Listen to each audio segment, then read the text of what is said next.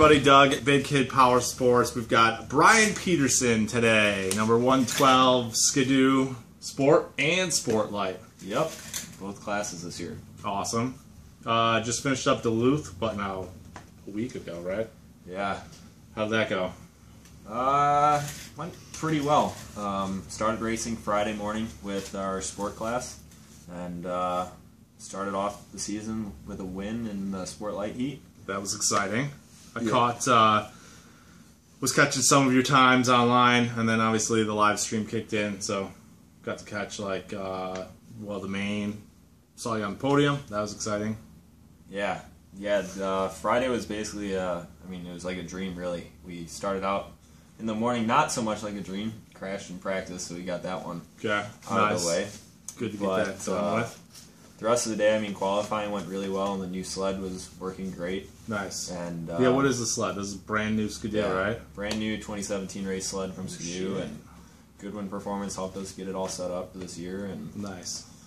Just had a blast on it. So you were able to make it right into the Sport Lite main, and how did Sport go on Friday? Sport went really well too. Qualified with a 2-3, and that put me in the LCQ.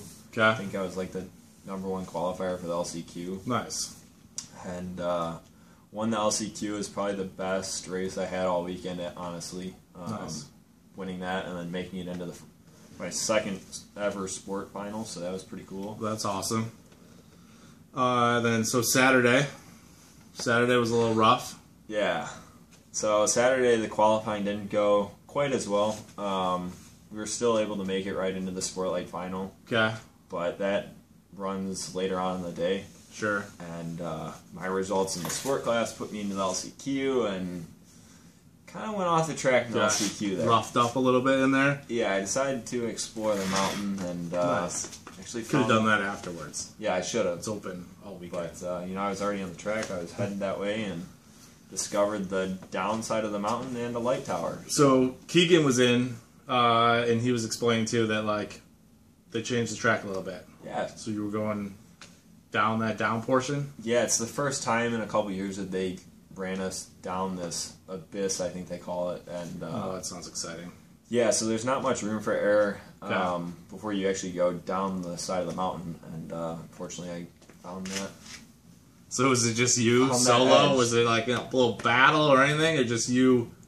Well, it was the first lap. Everyone's going for it. I'm trying to make it into the sport final. And I think I got up in there. Yeah, I got into the back of someone else, and someone I think came up.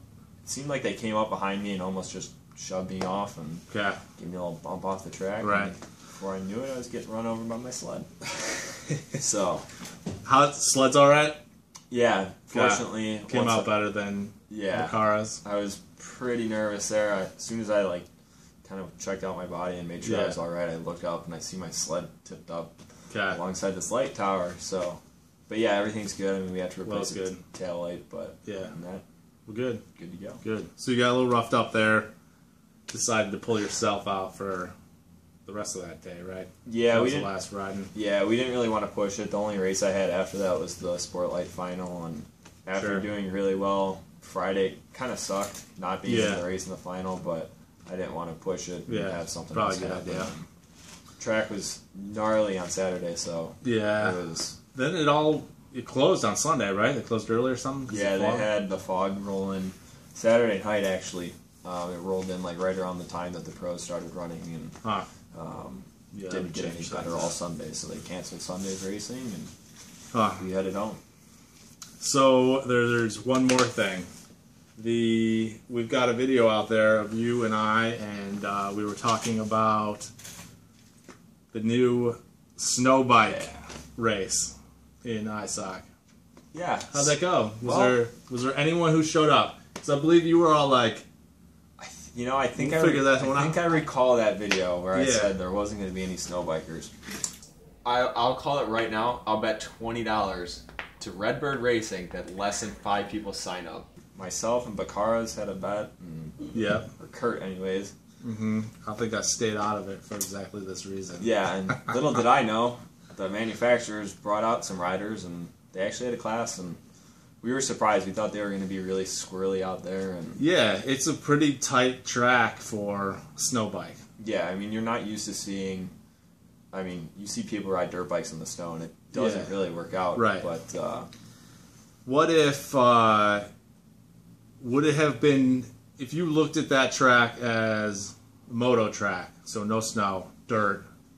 Was the would it have been similar if you were riding moto on that, or is it just completely? I don't know. Was everything weird about it, or was it just that it was snow?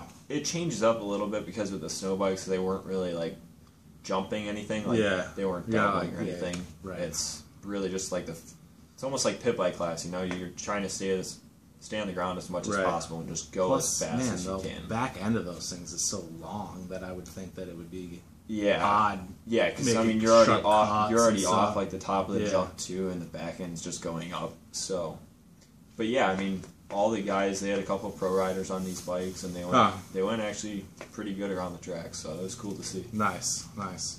Cool. So what's the next race? You were kind of thinking about racing this weekend, right? Next weekend? Not this weekend. Next weekend. Okay. Yeah, we're chances are we're going to go up to do the GNSS race in Ironwood, Michigan. Okay. Nice. Jared's going to go with me, tag along, be my mechanic again. Yeah. And we'll see what craziness we can get into there. Cool. And then next race after that would be Canterbury in January.